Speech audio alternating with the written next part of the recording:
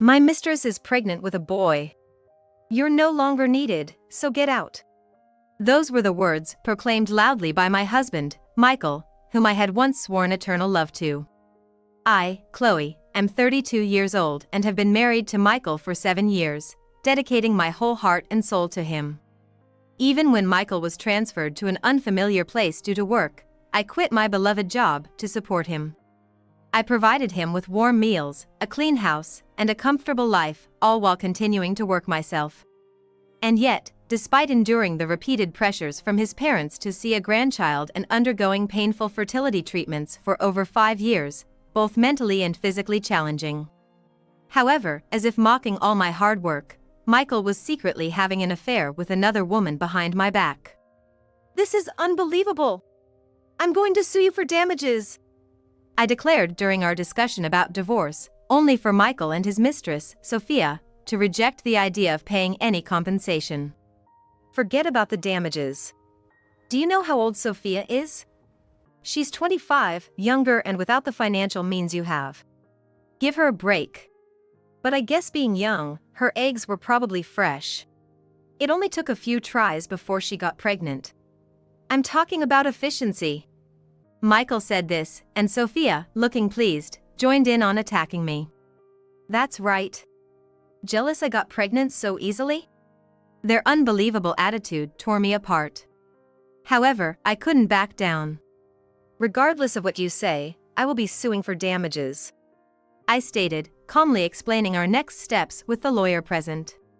As we talked, Sophia became visibly irritated. "Enough. I'm going to the bathroom." She abruptly stood up, clearly frustrated. At that moment, "What's this?" Looking down, I was speechless. A mysterious fluid dripped and fell from beneath her white dress. It was. "Isn't it strange? You're supposed to be pregnant, but there's blood?" "My name is Chloe, I'm 32 years old. I work at a trading company in New York. I was 25 when I married Michael, whom I met at a mixer, and he was 3 years older than me. Michael is a salesperson at a car manufacturer. From the moment we met, I was attracted to his interesting conversation and suave demeanor. Luckily, Michael took a liking to me too, and our relationship quickly developed. Everything progressed smoothly up to our marriage. Right after we got married, Michael was transferred to a different region by his company's orders. Though it was a regional transfer, the area was the biggest city in the region, as convenient as it gets, expected to see a continued influx of people. In that promising land, Michael was entrusted with the responsibility of overseeing several dealerships. He asked me to quit my job and come with him. I was torn because, at the time, I was working at a major publishing company. Having studied literature in college and dreamed of becoming an editor since high school, I was overjoyed when I landed an editorial position at the publishing company. But I also wanted to support Michael as he ventured into new territory alone, and more than anything, I didn't want to be apart from him during our critical first years of marriage. Moreover, becoming a mother was also one of my childhood dreams. At that time, Michael's regional assignment was said to be at least 5 years long. If I let Michael go alone, by the time he returned, I would be 30. Back then, turning 30 seemed so far away, and I wasn't confident about starting a family at that age. So, after much deliberation, I resigned from the company to accompany him on his transfer. "It's a relief that you're coming with me, Chloe. Just focus on our home for a while and support my life. It's stressful adapting to a new environment." Following his words, I decided not to look for work at our new location, focusing instead on our home and trying to conceive. However, having a child proved to be difficult. In desperation, one night, I hesitantly suggested to Michael, maybe we should start considering fertility treatments. He glanced at me and said sharply, "Sure, we can do that, but use your savings for it." His words were a shock. But there was no helping it. Eventually, I started using the savings I had accumulated from working at the publishing house before marriage to pay for visits to fertility clinics. Michael's cooperation was crucial for the fertility treatments. Yet, no matter how many times I talked to him about it, he failed to show understanding.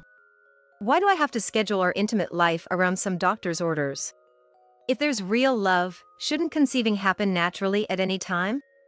It must be a defect on your part, Chloe, that we can't do what normal couples do. Having followed him to a region where I had no friends, the words of my husband, whom I thought I could believe in, gnawed at my heart. Once again, my period has come this month.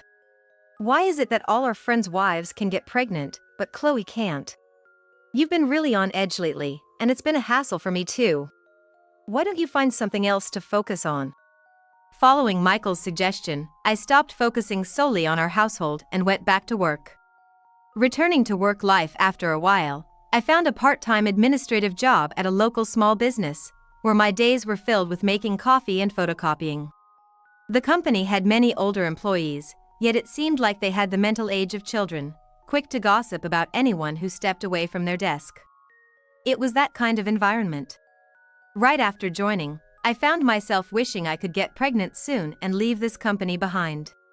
But despite pleading with Michael for his cooperation and trying both artificial insemination and IVF, our situation remained unchanged, and I couldn't get pregnant. In the end, all our efforts were in vain, and 5 years into our marriage, I turned 30 without having had a child. Chloe, dear. It's such a shame. You were young and healthy, and now you're suddenly 30. Even though late pregnancies are more common these days, weren't you taking it a bit too easy after getting married at 25? With Michael's earnings, you've only been dabbling in work. You have all this free time, so why can't you show us even a single grandchild? We're working full-time over here. Each time we visited his parents, the insults continued to get worse, moving beyond mere snide remarks about not being able to have children. Michael's parents are in their 50s, still in the prime of their working lives. Both high school teachers, they hold a strong belief that being a responsible adult means continuing to work while having children, so they couldn't understand me at all for not being able to get pregnant while only working a part-time job. However, Michael would just stay silent and pretend not to notice during such times. Because of this, our rides home from his parents' house were always filled with arguments. We might be at our breaking point. That's what I started to think a year ago, when I was 31. That's when, a bit later than planned, Michael was able to return to New York. Chloe, I've been promoted. It's all thanks to you for supporting me in unfamiliar places for 6 years. Michael. That's great. I'll make you a special dinner to celebrate. It was a ray of hope that finally shone into our home, which had been filled with gloom for so long. From that day on, it was as if all our past troubles were a lie, and we began talking a lot more. Our meals at home and weekend dates increased, and even our nights together. Wow, what a lovely condo! We're going to live here? Of course. You've been through a lot, Chloe, so I rented a nice apartment in New York for us. Life in New York started off smoothly. I couldn't return to my former publishing company, but I joined a trading company, where I was tasked with administrative work and eventually assigned to work on things like the company newsletter. The people around me were kind, and I was able to work with more mental ease than before. With his promotion, Michael seemed to have a bit more time and began to be more cooperative with our efforts to conceive. Maybe, just maybe, we might be able to get pregnant soon. I started to harbor that faint hope. But, about 6 months ago, I started to feel that something was off with my husband's behavior. He said his workload had decreased since he could delegate more to his subordinates and that he was working less overtime, but suddenly, he started coming home late in taxis and going on business trips over the weekends. Then, one day. Hey, Chloe. Have you noticed anything different about Michael recently? The thing is, a while back, I saw Michael coming into this place, holding hands with a young woman. I heard about it from the owner of a small supermarket at the next station. Michael doesn't know, but I sometimes shop at this supermarket, which is a bit far from our closest station, for fresh produce. They have a wide selection, and it's easier to get seasonal fruits there. I couldn't believe her words, but considering Michael's recent behavior, it wasn't impossible. When I got home, I decided to snoop around Michael's study. And then, what's this?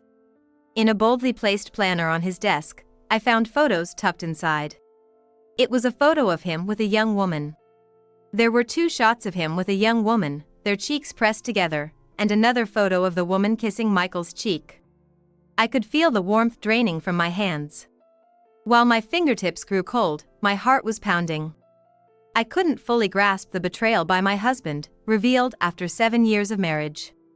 Hey, Michael! What's this photo? When Michael came home that night, I immediately confronted him about the truth. Upon seeing the photo, I thrust at him. Michael's eyes widened for a moment, but he soon started smirking and laughing. "Oh, got caught, huh?" And then he said something unbelievable. "My mistress is pregnant with a boy.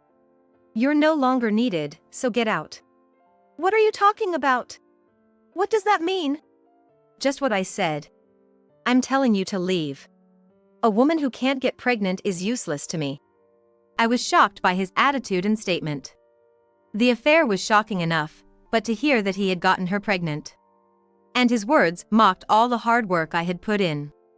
Why could someone who had morally wrong relations with my husband get pregnant so easily, while I, who had tried for so many years, could not?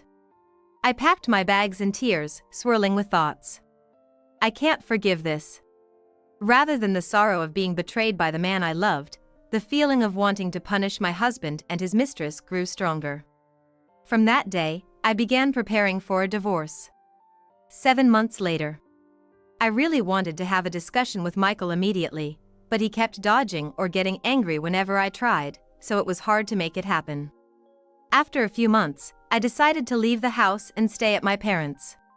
We decided to discuss the divorce through a lawyer. Today, we're here to discuss the divorce between Michael and Chloe. The female lawyer, consulted through my father's connection, was very supportive and quickly set up a meeting with Michael. It was unexpected that Sophia, the mistress, would also show up. The meeting started at 10 a.m. on a Saturday at a diner, and Sophia arrived late. I had been thinking of divorcing Michael properly and demanding compensation from Michael, but I really didn't want to see the face of the woman pregnant with his child, wishing she wouldn't come at all. But she showed up 20 minutes late to the restaurant. Sorry, being pregnant really slows down your preparations. Indeed, her belly was swollen. 9 months, maybe close to full term. I think I'll have some pancakes, and a sandwich, and maybe even some pasta. Sophia ordered a massive amount of food. It was enough to make one suspect pregnancy cravings. However, judging by the size of her belly, the morning sickness period should be over. Now that everyone is here, I would like to move on to discussing the damages Chloe wishes to claim from Michael and Sophia. When the lawyer started like this, Sophia exclaimed dramatically, "What? You're going to claim damages? From me? Who's pregnant? When I'm about to have a child, will I need to spend more and more money? Are you serious? Just because you couldn't get pregnant for years, you're taking it out on me, who got pregnant easily?" I was stunned by her outrageous statement. But Michael, sitting next to Sophia, was going along with her. Come on, drop the damage.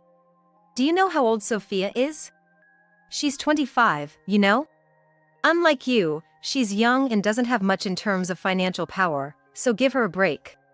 But yeah, probably because she's young, her eggs were fresh, huh? It didn't take many tries before she got pregnant. Seriously, it was super efficient. Gotta be thankful for that part, though.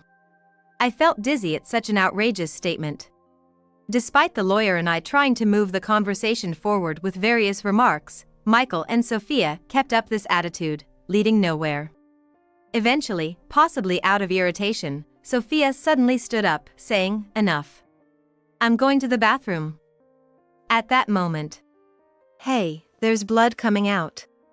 I stared at Sophia's lower half as she stood up. There was something that clearly looked like blood seeping through the thigh area of her white dress. But she was supposed to be pregnant, which means she shouldn't be having her period. Besides, along with the blood, there was a lot of fluid that looked like water dripping down, indicating something was wrong. "What's this?" Sophia immediately panicked. The sight of the blood suggested something might have happened to the baby. Michael, too, was flustered, asking, "Sophia, are you okay?"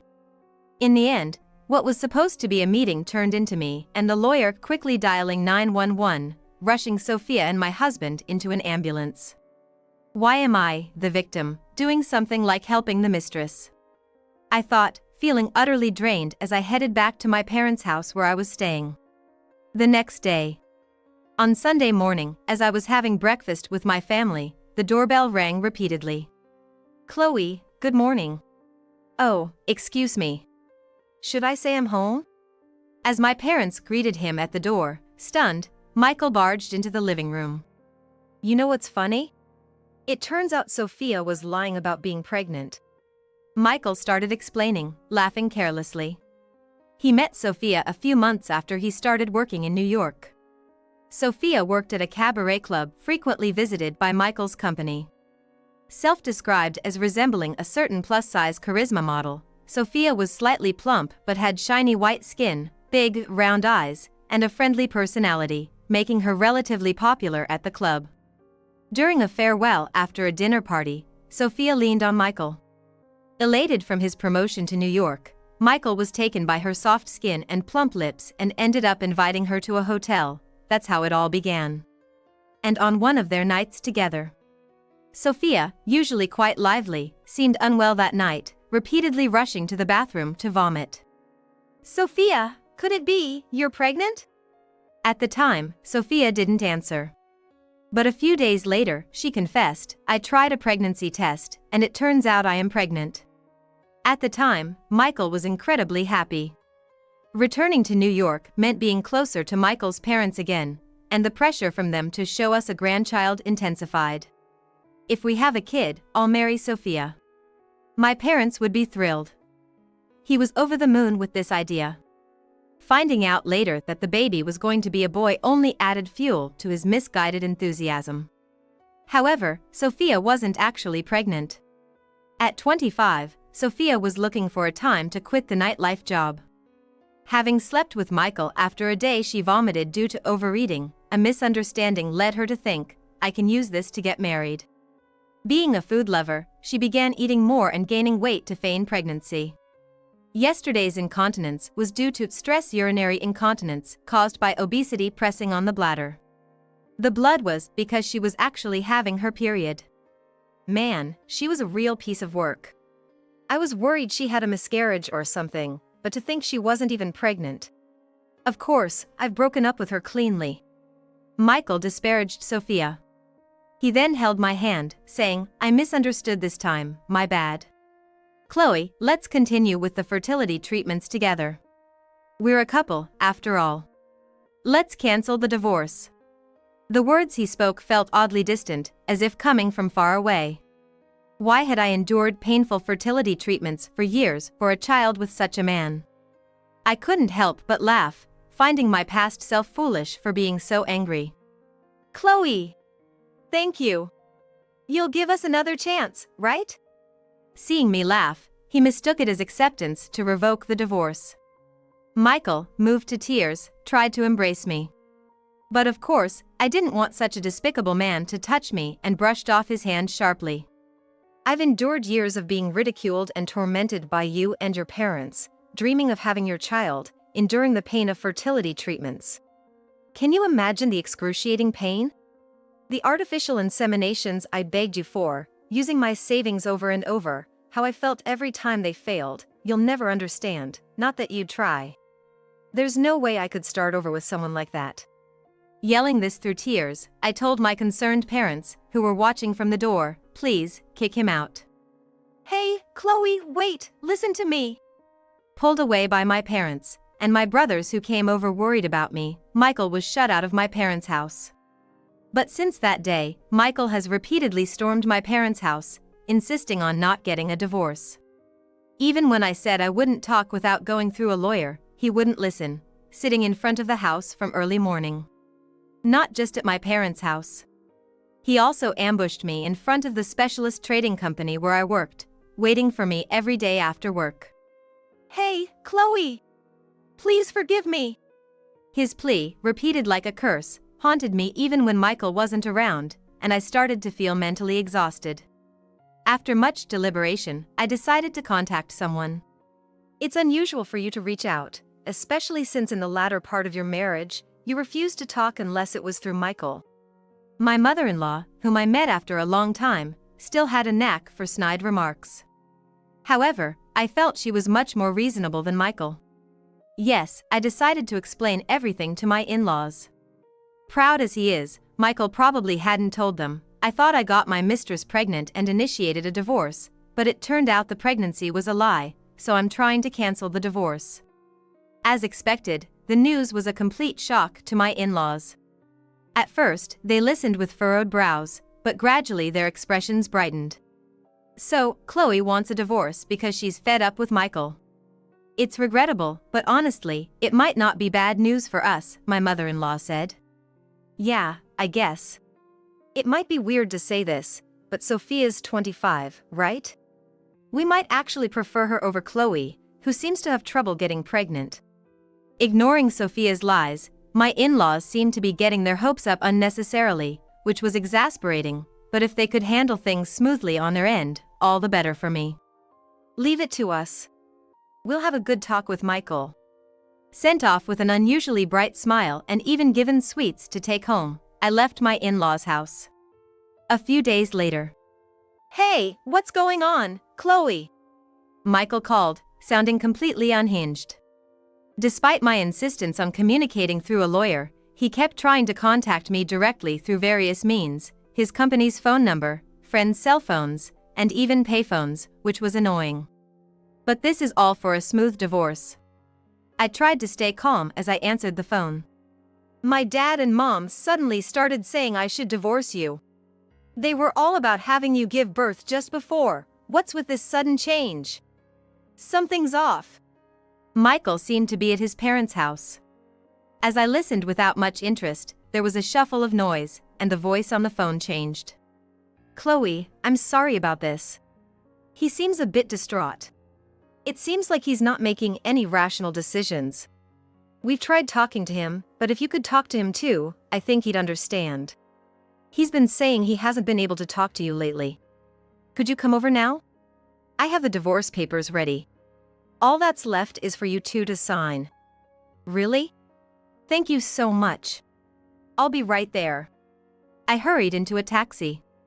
According to my conversation with my mother-in-law in the car, Michael was upset but apparently close to being convinced. They threatened him that if he didn't divorce me and remarry Sophia, all of their inheritance would go to his brother. This threat seemed to have an effect. When I arrived at my in-laws' house, Michael looked exhausted and had already finished signing. Without taking off my coat, I approached him and threw my true feelings at him. Hey, Michael. I really hate you now. I've come to detest you. At those words, Michael's shoulders twitched. He slowly turned around, his face showing a cold expression I had seen several times during our marriage. I hate it too. A defective woman like you who can't get pregnant. I silently took the divorce papers and left their house. Later on, in a reorganized meeting with Michael, Sophia, and the lawyer, I once again stated my intention to demand damages from him. Unbelievable. I should be the one demanding damages for wasting my time with a woman like you. I'm feeling mental anguish because of the stress. I want money too. The two of them kept yelling. The lawyer present sighed in disbelief and, speaking on my behalf, told them that if they refused to pay damages, we would have to go to court. The mention of court suddenly made them quiet down. They agreed to pay the demanded damages quickly. They also promised not to contact or approach me in any way in the future. And we prepared a document just in case something happened. Perhaps because they really didn't want to go to court, he obediently transferred the damages by the specified deadline. When I confirmed the transfer on my smartphone, I felt as if a weight had been lifted off my shoulders. Having overstayed my welcome at my parents' house, I decided it was time to move out and change jobs for a fresh start. Just as the seasons were changing and signs of spring were appearing, I felt relieved to be able to start my new life calmly. However, I would occasionally receive creepy messages, attempts at reconciliation from Michael. No matter how many times I blocked him, he would always find a way to contact me from a different account. It seemed I needed to change not just the block settings but my smartphone and phone number altogether. While I was reluctant to go through the hassle of transferring data, I decided to change my phone as an opportunity to start anew. I forwarded all the messages to all our mutual acquaintances, asking them not to give my contact information to Michael even if he asked. Later, I found out that among those I forwarded the emails to were Michael's co-workers, which apparently made the story spread within Michael's company. Although the company knew about the divorce, it became known that he was sending weird messages to his ex-wife, making him quite the laughingstock. Eventually, feeling uncomfortable at the company he always bragged about as representing the US, it seems Michael resigned. And about half a year after I started my new life. Hey Chloe, listen to this. Suddenly, I got a call from my mother-in-law. Even though I changed my smartphone and blocked Michael's contact through all possible means, I had given my contact to my mother-in-law in case Michael harassed me again so that we could call each other if something happened. However, this was the first time she actually called. Over the phone, my mother-in-law was sobbing. It seems, just as my in-laws had schemed, Michael quickly remarried Sophia after divorcing me. However, because he felt uncomfortable at work and resigned, he ended up living at his parents' house, becoming unemployed.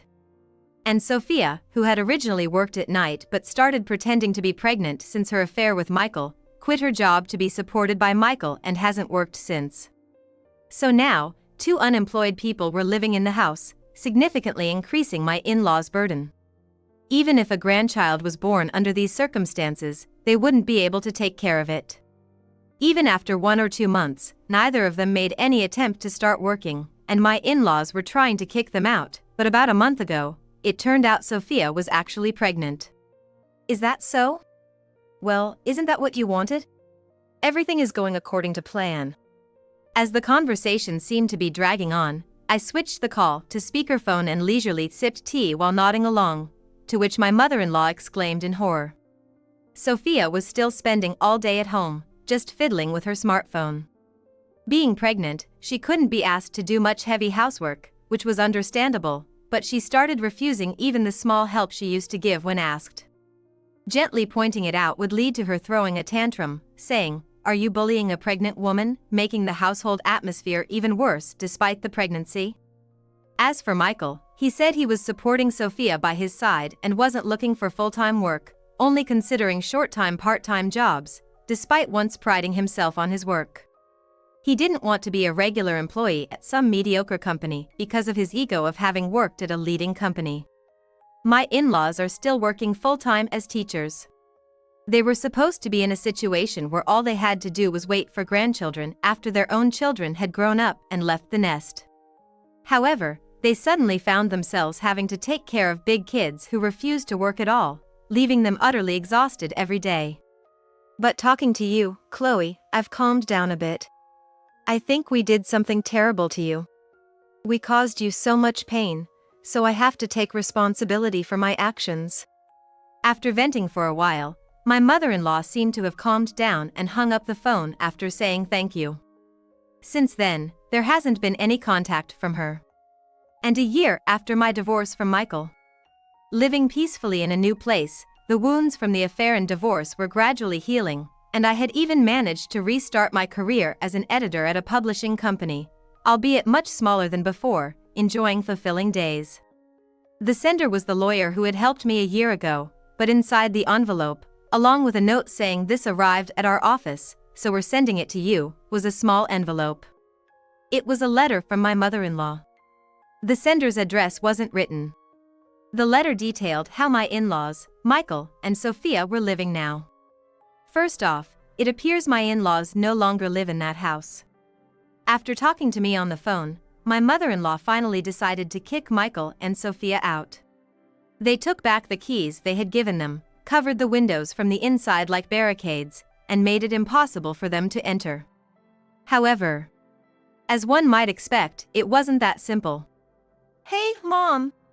Are you abandoning me? Leaving a pregnant woman out in the cold, what if something happens to the baby? You'll be cursed. As expected, the two made a scene in front of the entrance, leading to awkward stares from neighbors and noise complaints to the police. finally breaking down, my in-laws sold the ancestral home and land, which they always talked about so proudly, as our family has protected this land for generations, every time they visited. They physically cut ties and have now fled to a distant place. From phrases in the letter like "the air here is fresh" and "we're growing vegetables," it seems they're living somewhere rural. While my in-laws have cut ties with Michael and Sophia, it seems they hear about them through Michael's younger brother. Abandoned by my in-laws and cut off from income, Michael reluctantly rented a place nearby and took a full-time job in sales. It's a small company but with a long history, apparently supplying lots of screws to major corporations. For Michael, who used to hustle in sales at a super famous car manufacturer, selling screws, a minor part of cars, felt beneath him, and he showed no motivation or good attitude, causing the company trouble in dealing with him. As for Sophia, though she safely gave birth to the child, her parenting is lackluster. She spends her days on her smartphone ignoring the child, does almost no housework, leaving the house always dirty, and fights were incessant. Then one day, Sophia ran off with all of Michael's savings, leaving only the signed divorce papers on the desk. The letter from my mother-in-law ended with, "I truly regret the trouble we caused Chloe. Please, have nothing more to do with my son and find happiness." Although I struggled with my mother-in-law during our marriage, reading that line made me feel as if my hardships were slightly vindicated. I occasionally hear from friends that Michael is actually seeking information to reconcile with me. Fortunately, Michael's abnormal behavior has been communicated throughout all my social circles, so no one engages with him, and he doesn't know my whereabouts, allowing me to live peacefully. After finishing reading the letter from my mother-in-law, I thought to cherish my current life and live positively moving forward.